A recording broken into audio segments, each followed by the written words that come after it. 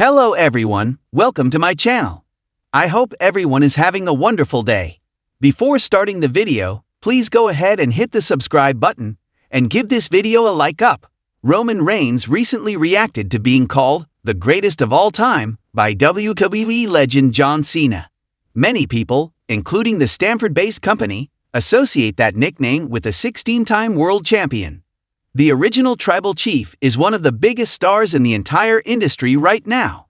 He has headlined numerous premium live events and was the undisputed WWE Universal Champion for 1,316 days, which is an incredible feat.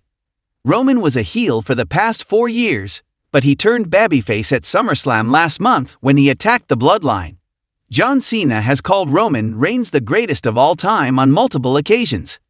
During a recent appearance on Bloomberg Live, the head of the table responded to the compliment by stating, Paul Heyman joined forces with Roman Reigns in late 2020 during the pandemic era.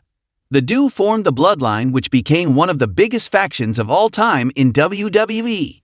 However, the Wiseman stated that he never thought he would be allowed to work with Roman Reigns after managing Brock Lesnar for many years. Heyman has been off WWE TV for numerous months after being attacked by the Bloodline. Now that Roman is back, Paul could return very soon. It was a Monday night, the electric energy of the crowd palpable as WWE fans filled the arena.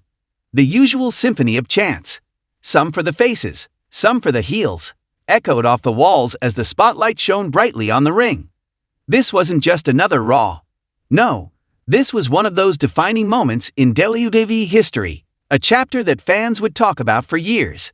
The stage was set for an unforgettable exchange between two of the greatest to ever step foot in the squared circle. And there, in the middle of the ring, stood Roman Reigns, the Universal Champion, the head of the table. His presence was imposing, his eyes steely as ever, the silence of the arena only making his aura that much more intense. Roman had heard the whispers, the rumors. But when John Cena, the man who once held the mantle of the face of WWE, stood across from him a few weeks prior and called him the greatest of all time, something in Roman Reigns clicked. The statement wasn't just a passing compliment, it was a declaration, a recognition that Roman was no longer the rising star or the arrogant young talent. He was the very best the wrestling world had to offer, and John Cena, the man who had been the benchmark for the WWE for the better part of 2 decades, was saying it out loud for the entire world to hear. Roman, ever the calculated and reserved individual, wasn't the kind of guy to show emotion on cue.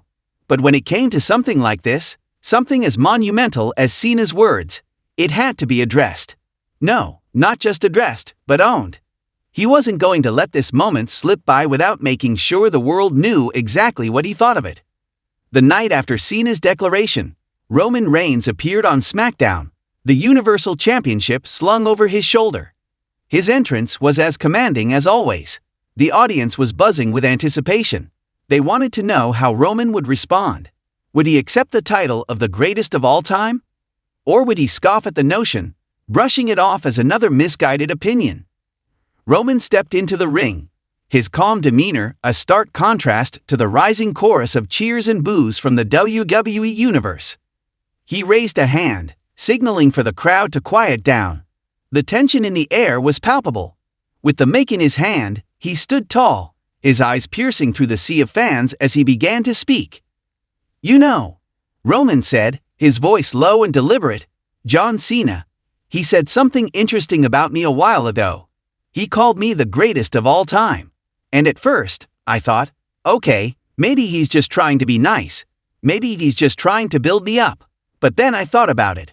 Roman paused, allowing the weight of his words to settle in. His gaze flicked to the side, as if contemplating something only he could understand. "You see, in this business, there are a lot of people who get the spotlight. There are a lot of people who get their moments. But not everyone gets to carry the title of the greatest. Not everyone has the privilege of being called the head of the table. Not everyone gets to hold the Universal Championship, the title that is the most prestigious in this company. But me." Roman chuckled softly. "I'm not just the greatest of all time. I'm the greatest because I know what it takes to stay on top. I didn't get here by just showing up. I didn't get here by smiling and waving to the fans. I didn't get here by doing whatever the people wanted me to do. No, I got here because I was born to be the greatest. I got here because I'm built for this. I didn't need to go out there and beg for anyone's approval. I didn't need to be loved. I needed to be respected. And now, I don't just have the respect of the locker room, I have the respect of John Cena. That's something a lot of guys can't say. Roman's words hung in the air, his chest swelling with pride. The crowd responded, some with cheers, others with boos. But Roman wasn't concerned about that. This wasn't about pleasing anyone. It wasn't about trying to win a popularity contest. This was about something much bigger. This is my time now, he continued, his tone turning colder, more commanding. And Cena knows that. Cena, he spent years fighting for his spot, and I respect that. I respect the hustle. I respect the hard work. But that's all in the past. This is now. And right now, this is my era. And if Cena truly believes that I'm the greatest, then that's because I've earned it. I've proven it over and over again. The arena grew silent. Roman's words were calculated, deliberate. They weren't just for Cena, they were for the entire WWE universe. They were a statement of dominance, a statement that he wasn't going anywhere. And let's make one thing clear, Roman continued, his eyes scanning the crowd, I didn't need John Cena to validate me. But I'll take it. Because when the greatest of all time looks you in the eye and says, you're the greatest, you don't question it. You accept it. And you own it. In the following weeks, Roman Reigns took Cena's words and wore them like a badge of honor. The head of the table wasn't just a catchphrase anymore. It was a declaration. Roman carried himself with an air of invincibility, stepping into the ring each week as if it were a coronation.